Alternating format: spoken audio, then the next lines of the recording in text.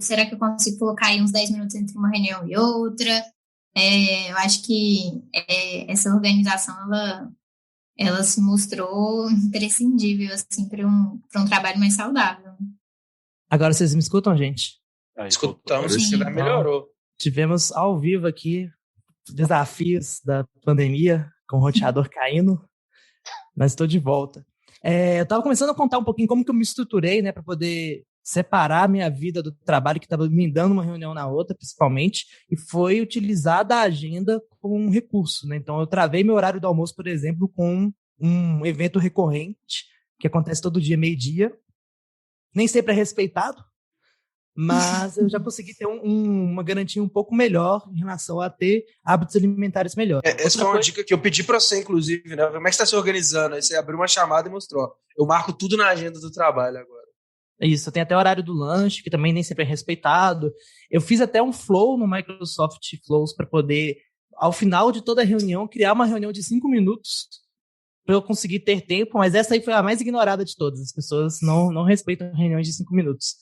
Mas eu acho que é isso, assim, o tempo que a Fernanda até citou aí, quando é presencial, eu vou andando de uma sala para outra, encontro pessoas. Eu acho que além de encontrar pessoas, você desliga um pouquinho e você se reestrutura, sabe? Então, o trabalho remoto você acaba não tendo isso, e é importante você se organizar para que esse tipo de coisa seja normal. Então, você tem esses momentos. Então, uma estratégia que eu tive também foi, eu estava trazendo a garrafa de coava café, trazer a garrafa de café para o escritório.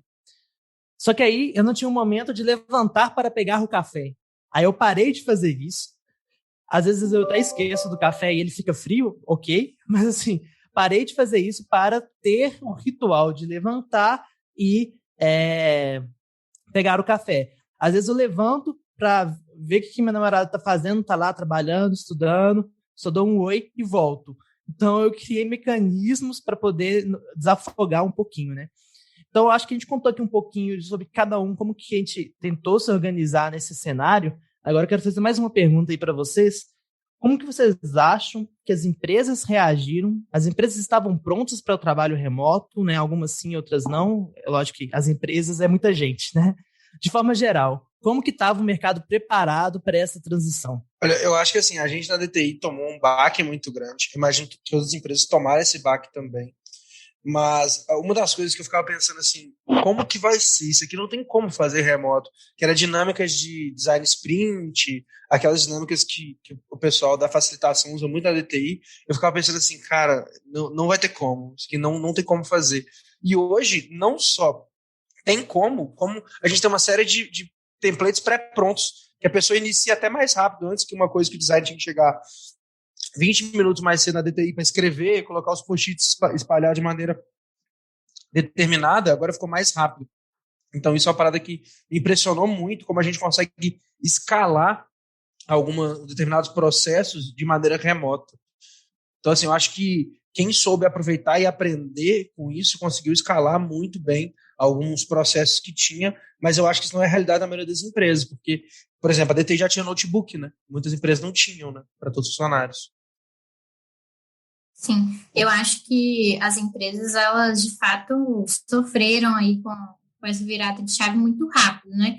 Eu acho que a DTI, apesar de todos os obstáculos iniciais, a gente conseguiu se adaptar muito bem, sabe? Acho que a gente continua aí nesse movimento de melhoria, mas acho que a gente conseguiu se adaptar. Mas eu acho que foram poucas as empresas, né, que de fato conseguiram assumir, não, agora a gente realmente vai investir aí no modelo remoto e vamos fazer dar certo, né? Fica ali ainda no, nossa, será que daqui 2 meses volta? E o tempo foi passando, né? Assim, de fato a DTI estava bem pronta para isso, e a gente vê isso da dinâmica que o Luiz comentou. Eu tive esse mesmo pensamento inicial, assim, mas como que vai dar certo isso aí?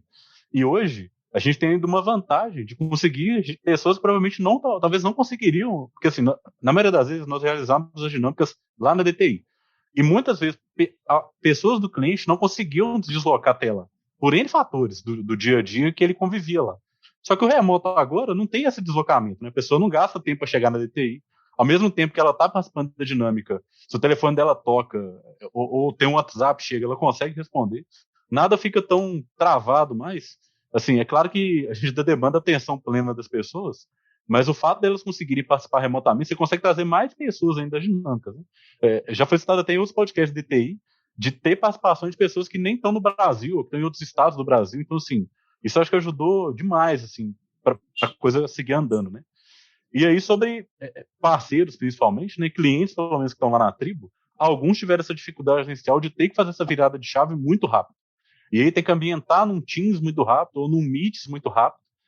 Outros já faziam, às vezes, um dia da semana era de home office, então doeu menos, mas ainda assim tiveram que se adaptar, e até hoje ainda não há uma adaptação plena, assim, justamente por isso. Pessoas, às vezes, assim, né, a DTI tem uma vantagem, bem entre aspas, assim, de como a empresa de tecnologia, as pessoas estão mais envolvidas no processo que envolve tecnologia, né, e tem mais facilidade de adaptar com essas coisas. Mas nem todo lugar é assim.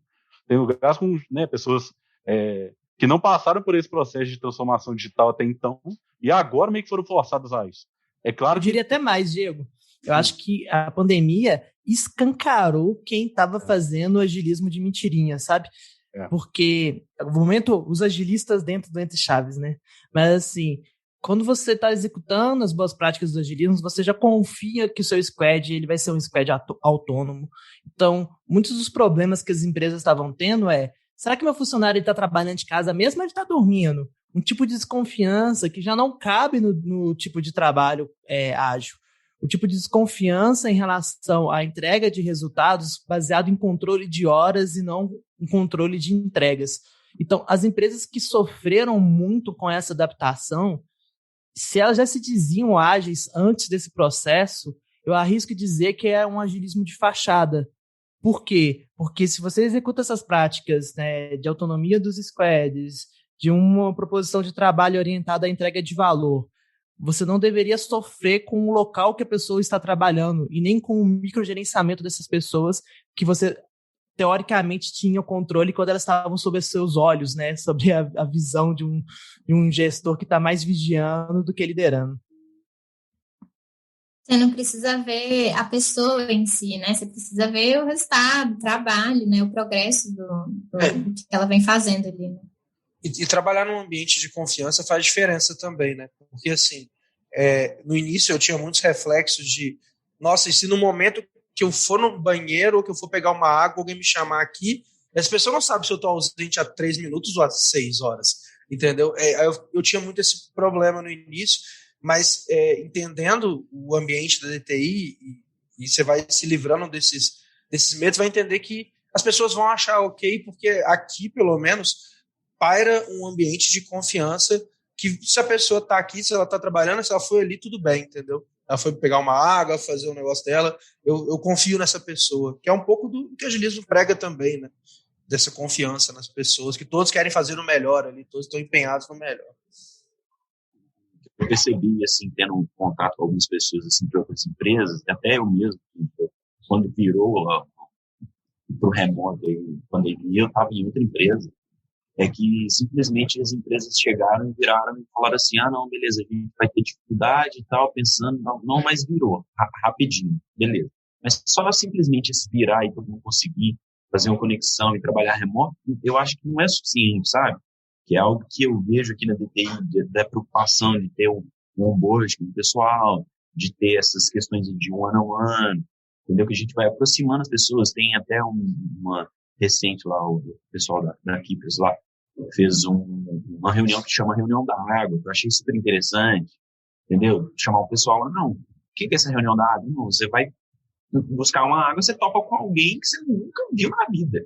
E toda reunião é assim, eu chego lá e tem um spot que eu nunca vi na vida e trocar essa ideia, essa aproximação, eu acho que é muito importante, sabe? Não é só aquela questão de, virei para remoto, eu estou trabalhando remoto, não. Entendeu? Eu acho que o ser humano ali atrás também é muito importante nesse sentido. Eu acho que tem um ponto que a gente não pode simplesmente pegar a cultura da DTI, da forma que era presencial, e fazer um Ctrl-C, Ctrl-V, né? A gente precisa aí dessa adaptação, né? Pensar, o que a gente objetiva? A gente quer integração. Então, vamos criar oportunidade para que essa integração aconteça, porque no remoto tem as suas dificuldades, né? A gente precisa se adaptar nesse sentido. Então, não é simplesmente pegar tudo que a gente fazia lá no presencial e vamos só colar aqui agora no virtual, né? A gente precisa, de fato, pensar nessas adaptações. E essa reunião da coisas água... que são piores mesmo, sabe? Eu acho que a gente também não tem que passar uma maquiagem em algumas questões. Então, por exemplo, um happy hour presencial, ninguém me prova o contrário. Nada vai ser melhor no virtual do que o presencial.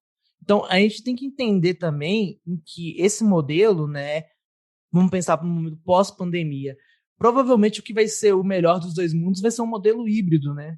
Porque a gente vai conseguir extrair as coisas positivas do presencial, do olho no olho, daquela relação humana que o virtual perde muito, e das facilidades de um trabalho remoto, de uma reunião que pode ser mais rápida, mais pontual, de utilizar essas ferramentas, igual o Luiz contou, para dinâmicas de design de maneira virtual. Então, a gente vai conseguir depois, sendo otimista, ter o melhor dos dois modelos, né? Exatamente. É bem isso aí, Chagas. Não que, né, nós nos adaptamos e tá tudo perfeito, né, correndo às mil maravilhas. Assim, claro que tivemos... cada indivíduo funciona de um jeito, né, quando tá nesse tipo de contexto à distância e tudo mais, e cada pessoa reage de uma forma, e a gente acabou, assim, desenvolvendo, não que a gente não tivesse antes, mas um cuidado maior com essas pessoas que a gente sente que sentiram maior o baque, sabe? Para muitas pessoas a adaptação foi muito fácil. Falei lá no começo de filha, né? E eu, sendo um pouco egoísta, eu me sinto muito privilegiado por ter visto minha filha crescer nesse último ano, entendeu? Assim, pontos assim, né? Eu sei que falar de ponto positivo na pandemia é uma porcaria, né? Porque muita gente se complicou bastante, né? E a situação não é positiva como um todo. Mas como o lado positivo dessa situação toda, e de a gente tentar enxergar um copo meio cheio, isso para mim foi excelente, assim. Mas ao mesmo tempo teve pessoas que, pô, você não estava acostumado a ficar o tempo todo com seu pai e com sua mãe, ou mesmo, né? Da mesma forma que houveram os casamentos da pandemia, a gente vai falar em determinado momento de divórcios da pandemia. Né?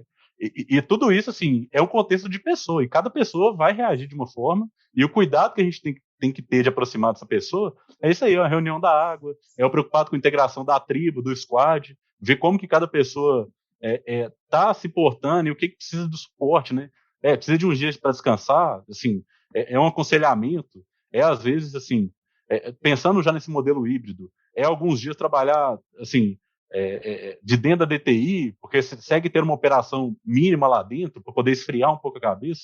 Tudo isso é um cuidado maior que a gente tem que ter com o time e com as pessoas para passar por esse momento. Porque, de fato, nada vai superar os encontros de tribo que a gente tinha e os memes que surgiam do presencial. Quem dirá happy hour da DTI, né? Que é uma parada sensacional. As festas de fim de ano e festa junina que acontecia em agosto, sabe? Tipo assim, eram coisas que a gente torce muito, muito para acabar. Primeiro para os novatos, né? Quem chegou na DTI no meio da pandemia conseguir aproveitar desse tipo de cultura e de estrutura que a DTI oferece, como também disso, de estar do lado, assim, de fazer um one-on-one presencial, sabe? É um trem que faz muita falta. De você conversar com gente que entrou durante a pandemia, que não conhece a estrutura física da DTI, ou mesmo você não conhece pessoalmente, você nunca deu um abraço na pessoa. Acho que é isso aí, assim. Queria agradecer aí a presença dos nossos convidados para falar desse tema que agora permeia nossas vidas, né? Talvez de maneira definitiva. Agradecer aí os ouvintes que estão escutando a gente. Um beijo, um abraço e até terça que vem. Falou, pessoal. Falou. Falou, gente. Tchau. Tchau.